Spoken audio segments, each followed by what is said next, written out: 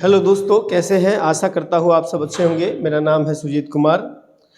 दोस्तों, जैसा कि आपको पता है कि पिछले कुछ दिनों मतलब 5-7 दिन पहले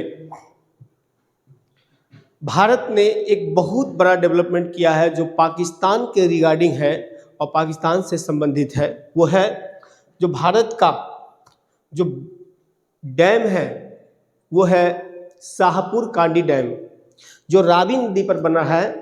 लगभग 98% काम पूरा हो गया है। इस बात को लेके पाकिस्तान को लग गई मिर्ची। उसको लग रहा है कि मेरा पानी अगर बंद हो जाएगा तो मामला खराब हो जाएगा। दोस्तों, कहा जाता है जल ही जीवन है, तो जल ही जीवन है। इस बात का डर पाकिस्तान को है कि अगर भारत से, चूंकि भारत जितनी नदियां पाकिस्तान में जा रही है वो ज़्यादातर नदियां जो है वो भारत से होते हुए गुजरती है और भारत की नदियों का पानी ही पाकिस्तान के जीवन रेखा का आधार बनता है। लेकिन फिर भी पाकिस्तान अपने आप से बाज नहीं आ रहा है। आप देख रहे हैं सारी मीडिया खबरें दिखाई गई है, आज तक ने भी दिया है, और पाकिस्तान का जो न्यूज चैनल है उसने इस कदम को वाटर टेररिज्म कहा है। ठीक है, तो वाटर टेररिज्म, देखिए, India complete historic dam on Ravi river है ना। इसका रीजन जो है वो जानकर आप हैरान होंगे, और पाकिस्तान इतना बिलबिला क्यों रहा है, हम इसके बारे में आज चर्चा करेंगे। बारी बारी से देखते हैं कि मुद्दा क्या है। सबसे पहले हम लोग जानते हैं कि शाहपुर कांडी डैम है कहाँ। देखिए, यहां पे जो आप देख रहे हैं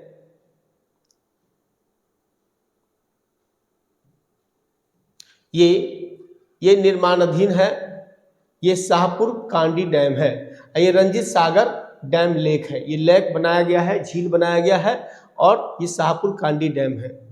ये नदी आती है, मैं आगे बताऊंगा, इंडस रिवर सिस्टम में, है ना। और यही नदियां ये पाकिस्तान में जाके निकलती हैं। परेशानी ये है कि ये डैम बनाने से भारत में जो भारत का हिस्सा का पानी है वो हिस्सा का पानी भारत इस्तेमाल करने लगेगा। परिणाम ये होगा कि पाकिस्तान में जो पानी, हालांकि पाकिस्तान भी पानी यूज कर नहीं पाता, उसका क्षमता रहेगा तब, खाने के लाले पड़े हुए हैं। तो पाकिस्तान के पास खाने के लाले पड़े हुए हैं, वो पानी का यूज कैसे करेगा? समस्या इस बात का है। अब यहाँ पे शाहपुर कांडी डैम जो है, ये देखकर पाकिस्तान की स्थिति हो गई है खराब। पाकिस्तान की स्थिति खराब इसलिए हो गई है कि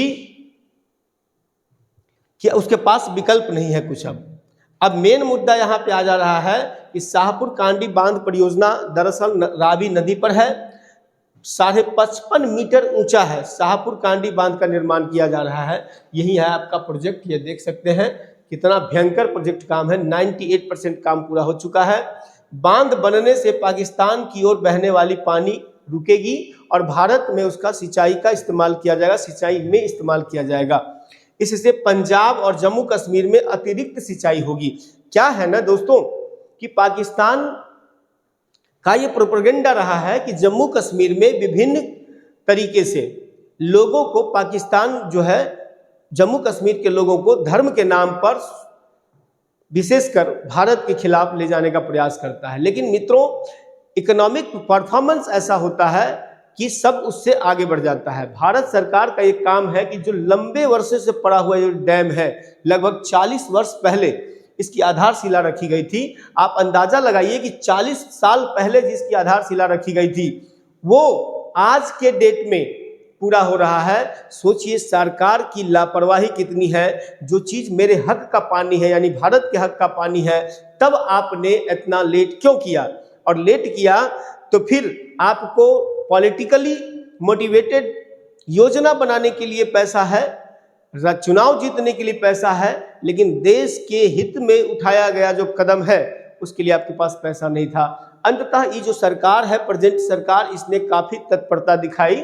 मैं आगे बताऊंगा, बहुत सारे डैम है जो निर्माणाधीन थे उस पर काम करना चालू कर दिया है। इससे फायदा और क्या होगा? पंजाब को 206 मेगावाट जल विद्युत उत्पादन क्या करेगा? कर सकेगा पंजाब। इसका लाभ ये होगा कि जम्मू कश्मीर के लोगों को बिजली भरपूर मिलेगी, जम्मू कश्मीर के लोगों को पानी की सुविधा मिलेगी, जम्मू कश्मीर में सिंचाई व्यवस्था जब सुदृढ़ होगी तो खुशहाली आएगी तो पाकिस्तान का जो कारनामा है लोगों को भड़काने का, वो उसको सफल वो नहीं हो पाएगा। इसके लिए पाकिस्तान जो है गिड़गिड़ा रहा है और चिल्ला रहा है। हम आगे बात करते हैं दोस्तों रिवर सिस्टम की। देखिए इंडस रिवर सिस्टम में आप अगर गौर कीजिएगा मित्रों, तो ये देखिए आपका ये रावी नदी है, ये जो है ना ये रावी नदी है, रावी नदी यहाँ से निकलती है हिमाचल प्रदेश, ठीक है। इसके बाद इंडस रिवर का मेन सेंटर यही इंडस रिवर है ना। ये रिवर निकलती है बोखरचू ग्लेशियर से, बोखरचू ग्लेशियर जो चाइना में पड़ता है, वर्तमान तिब्बत में वो है। इसके बाद यहाँ पर देखिए सियाचिन ग्लेशियर है, ये सियाचिन ग्लेशियर है, ठीक है। इसके बाद अगर आप गौर कीजिएगा तो ये जो रिवर है, ये रावी रिवर जो है, ये रावी रिवर यहाँ से देखिए यहाँ पे हिमाचल से निकलती है, ऐसे निकलती हुई और यहाँ पे जाके रावी आगे चल के है ना चेनाब जो रिवर आती है, झेलम आती है, दोनों मिल जाती है। उसके बाद आगे जाके उसमें रावी मिल जाती है और ये सभी रिवर जो है सतलज नदी में मिल जाती है और आगे चल के इंडस रिवर में मुख्यतः मिलके ये अरब सागर में जाके मिल जाती है। दरअसल इसका हिस्टोरिकल पर्सपेक्टिव रहा है ना। इंडस वैली सिविलाइजेशन का आपने नाम सुना होगा। ये 5 नदियों है ना, पंजाब जो राज्य नाम पड़ा है, 5 नदियों के बीच के स्थल को ही पंजाब कहते हैं। ये इलाका, ये जो इलाका है पंजाब का है, ये भारत, ये जो इलाका आप देख रहे हो ये पंजाब का है, ये बॉर्डर है हो गया है ना, ये भारत का पंजाब है और ये पाकिस्तान का पंजाब है। क्योंकि 5 नदियों के बीच इस इलाके से इन 5 नदी कौन, सिंधु नदी, झेलम, चेनाब, ब्यास, सतलज और रावी, ये 5 नदियां बह रही है। इसी के नाम पर इस इलाके को पंजाब नाम पड़ा है, ठीक है। इसके आधार पर इसका नाम पंजाब कर दिया गया। और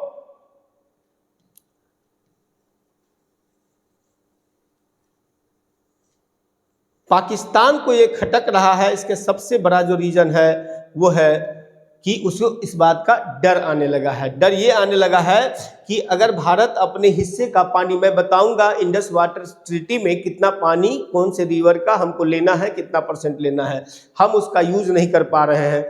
पानी जा रहा है पाकिस्तान में, इन सिंधु नदी में सारी नदियां जाके मिल जा रही है, वो सारा पानी अरब सागर में जा रहा है।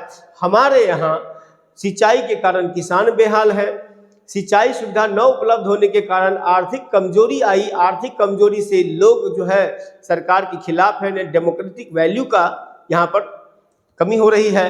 तो सरकार ने इसका काम जो है आगे बढ़ाने का मतलब निर्णय 40 साल पहले लिया, लेकिन इम्प्लीमेंटेशन आज के डेट में पूरा किया जा रहा है।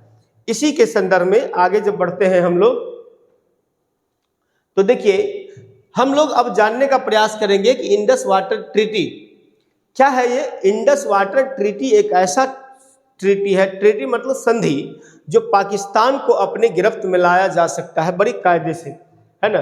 क्योंकि पाकिस्तान को मालूम है कि भारत एक शक्ति बनता जा रहा है, इकोनॉमिक शक्ति। जब पावर इकोनॉमिक का होगा तब लोग, क्या होता है कि देश की आर्थिक समृद्धि होगी, आर्थिक समृद्धि होगी तो हमारी जितनी योजनाएं हैं उस पर काम करेंगे, उसका लाभ हम आम जनता को पहुंचाएंगे। जनता जो है परेशान पूरी तरह से खुशहाल होगी। जब जनता खुशहाल होगी तो जम्मू कश्मीर में पाकिस्तान का प्रोपेगेंडा नाकाम हो जाएगा, है ना। अब हम देखते हैं कि इंडस वाटर ट्रीटी में क्या है। दरअसल इंडस वाटर ट्रीटी भारत ने पाकिस्तान के साथ जो समझौता किया उसमें पूरे 5 नदियां जो मैंने बताया है आपको, ये पूरे 5 नदियों में से लगभग 80% जल भारत के हिस्से का जो नदी है, शराब मैंने नाम रखा है, सराब, सतलज, रावी, ब्यास, ये 3 नदी का पानी जो है उसका 80% पानी है ना पाकिस्तान को देना है और 20% पानी लगभग भारत को यूज करना है। भारत ने उदारता दिखाई। आजादी के बाद इसकी समझौता होती है। कब होती है समझौता? 19 सितंबर 1960 को। समझौते पे शामिल कौन कौन है?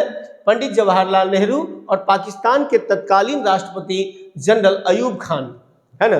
दोनों बीच के बैठ के 10 साल पहले आज़ाद हुए थे, यानी कि वो हमसे ही हमारा बच्चा है, वो भारत का बच्चा है पाकिस्तान। और भारत से लड़के वो अलग हुआ था। फिर भी हमने कहा कि चलो अपना ही बच्चा है, उसको दे ही दिया जाए, क्या करेगा बेचारा। मिलिट्री धर्म के आधार पर शासन का निर्माण हुआ, और शासन का निर्माण जब धर्म के आधार पर हुआ तो कितना दिन चलेगा आप समझ सकते हैं। भारत ने बड़ी उदारता दिखाई। पंडित जवाहरलाल नेहरू बड़ी उदार किस्म के इंसान थे, इसमें कहीं शक नहीं है। उदारता दिखाते हुए कहा कि चलो हमारे पास इतनी नदियां हैं, हम उसकी पानी को ही यूज कर लेंगे तो बहुत बड़ी बात है। तुम्हें 80% पानी हमने दिया, 20% पानी हम यूज करेंगे। इन दोनों देशों के बीच में समझौता कराने में जो मुख्य भूमिका है, या समझौता के लिए जो सेंटर पॉइंट बना, वो था किनके माध्यम से? ये माध्यम बना वर्ल्ड बैंक। वर्ल्ड बैंक के माध्यम से भारत पाकिस्तान में सिंधु जल संधि हुई, उसमें वर्ल्ड बैंक ने महत्वपूर्ण भूमिका निभाई, यानी कि मीडिएटर है ना। इसके बाद इसमें यह हुआ कि भारत और पाकिस्तान के बीच 6 नदियों के जल बंटवारे पर सहमति हुई। इनमें से ब्यास, रावी, सतलज, सिंधु, चेनाब, झेलम शामिल है ये नदियां।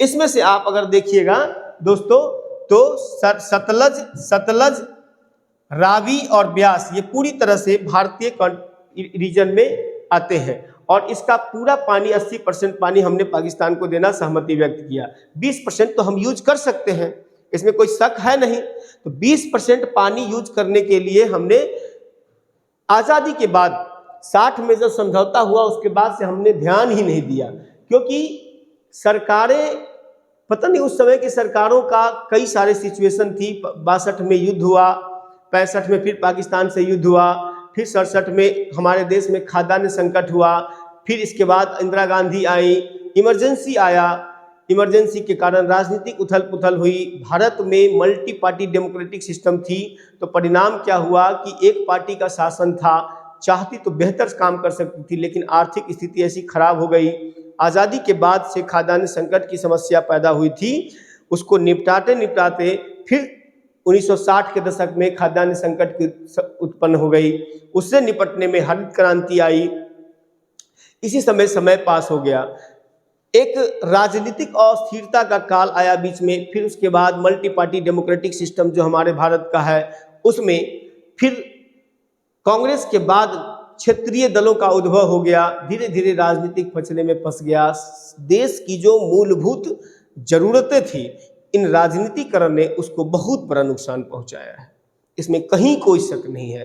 परिणाम क्या हुआ कि हमने इस पानी का इस्तेमाल करना क्या किया, भूल गए, या यूं कहिए कि हमने ठंडे बस्ते में डाल दिया। इसका लाभ पाकिस्तान उठाता रहा, पाकिस्तान पीठ में खंजर भोगता रहा। हम जो है यही रोना रोते रहे कि हमारे पास पैसा नहीं है। डैम का ओपनिंग कर दिया, पता नहीं उसके बाद क्या दबाव आया क्या नहीं, वो तो जाने उस समय के लोग, उनमें हम नहीं जानना चाहते हैं। लेकिन किसी भी प्रकार से लेट लतीफ़ी ने हमारे देश को बहुत नुकसान किया, और जम्मू कश्मीर में अलगाववादी व्यवस्था को बढ़ाने में भी इस लेट लतीफ़ी ने, पॉलिसी पैरालिसिस बोलते हैं इसको, पॉलिसी पैरालिसिस ने बहुत नुकसान पहुंचाया। जितनी डैम थी, जितना हमारा ज़रूरत था हमारे पानी यूज करने का, वो हमने नहीं किया, और परिणाम हमारे देश में धार्मिक आधार पर उन्होंने प्रमोट किया हमारे जम्मू कश्मीर के युवाओं को भारत के खिलाफ जाने का। काफ़ी हद तक वो सफल भी हो गए। उसके बाद हमने जो हमारा इंफ्रास्ट्रक्चर डेवलपमेंट था, बेसिक इंफ्रास्ट्रक्चर, उस पर भी हमने काम नहीं किया, एकदम पॉलिसी पैरालिसिस हो गया। परिणाम देश को बहुत बड़ी हानि उठानी पड़ी। और इसी प्रकार से इधर आके जब भारत के लोग, सरकारों ने इस पर ध्यान दिया, तब पाकिस्तान को मिर्च लग गई। मिर्च ये लगी, संधि के मुताबिक मैंने पहले कहा, 3 पूर्वी नदियां ब्यास, रावी और सतलज का जल भारत और 3 पश्चिम, भारत के हक में, और 3 पश्चिमी नदी सिंधु, चेनाब और झेलम का जल पाकिस्तान को मिलेगा, ऐसा समझौता हुआ। सिंधु नदी का इलाका करीब 11.2 लाख किलोमीटर क्षेत्र में फैला है। ये इलाका 47% पाकिस्तान में, 47% पाकिस्तान, 39% भारत और 8% चीन और 8% पाकिस्तान अफगानिस्तान में फैला है। सिंधु नदी का जो पूरा सिस्टम है उसकी बात हम कर रहे हैं। करीब 30 करोड़ लोग सिंधु नदी के करीबी इलाकों में रहते हैं। 1948 में जब ये पुराना समझौता लागू नहीं हुआ था, तो भारत ने 2 प्रमुख नहरों का पानी रोक दिया था, और उसका परिणाम भी बहुत देखने को मिला था। ऐसी स्थिति में भारत कभी भी नहीं चाहेगा कि अपना इंटरेस्ट हम गंवाएं, क्योंकि हमारे हक का जो पानी है 3 रिवर का, सतलज, रावी, ब्यास का, वो पानी हम लेंगे। बाकी 80% तो हम उसको दे ही रहे हैं। 20% पानी को रोकने में कुछ नहीं जाता है। नहर के माध्यम से जम्मू कश्मीर के ग्रामीण इलाकों में पानी भेजा जाए, वहाँ पे सिंचाई सुविधा उपलब्ध होगी, एग्रीकल्चर डेवलप होगा। आपको मालूम है नगदी फसल वहाँ होती है। इससे क्या होगा, लोगों में खुशहाली आएगी, लोगों का जुड़ाव भारतीय और भारतीय लोकतंत्र के प्रति ज़्यादा होगा। परिणाम स्वरूप पाकिस्तान का प्रोपेगेंडा डाउन होगा। हमने ये पाकिस्तान के प्रति पॉजिटिविटी दिखाई थी, उदारता दिखाई थी। पाकिस्तान हमें हमेशा खंजर घोंपता रहा, और सरकार ने जो अभी फैसला लिया है, इसका परिणाम ये हुआ है कि पाकिस्तान को मिर्ची लग गई। बेटा तुम्हारी औकात ही क्या है भारत के सामने में। भारत जब अपनी सिर्फ प्रोजेक्ट पूरा कर ले, तुम्हारी क्षमता खत्म हो जाएगी। और भारत इस पे काम कर रही है। एट प्रेजेंट गवर्नमेंट का मैं इस मामले में ज़रूर धन्यवाद दूंगा कि ये हमारी पुरानी पड़ रही जो प्रोजेक्ट है, सब प्रोजेक्ट को रिवाइव कर रहे हैं, सबको फिर इम्प्लीमेंट करने का प्रयास कर रहे हैं, पूरा करने का प्रयास कर रहे हैं। 1960 के दशक में सरदार सरोवर डैम की आधारशिला रखी थी पंडित नेहरू ने, लेकिन पूरा हुआ 2017 में। आपको मालूम होगा इस सरकार ने उसको पूरा करने में बहुत प्रयास किया, बहुत ज़्यादा प्रयास किया।